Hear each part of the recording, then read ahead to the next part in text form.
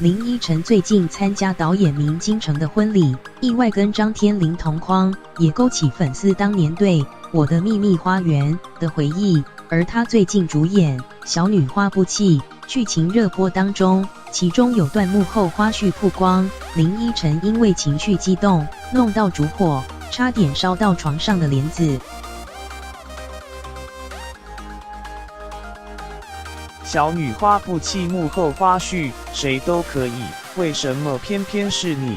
不弃别哭了。林依晨拍大陆剧《小女花不弃》，最近正火红，想不到现实中也引来火光之灾。最近曝光一场幕后花絮，当林依晨情绪激动，要弄到烛火，却差点酿成火灾。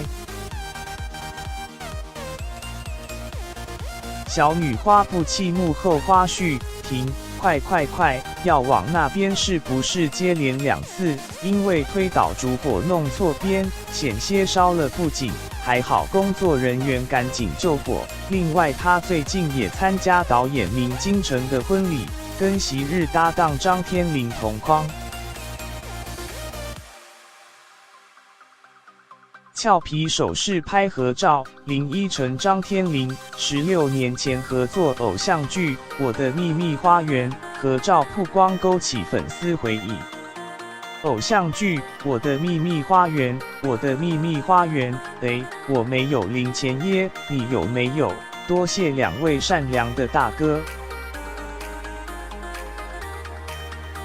当年2人的组合造就荧幕情侣档形象，林依晨却是完全冻龄，倒是张天林多一份大叔味。而好久没在台湾荧光幕露面的他，其实近几年转到大陆发展，拍摄一系列古装剧，有别于以往奶油小生形象。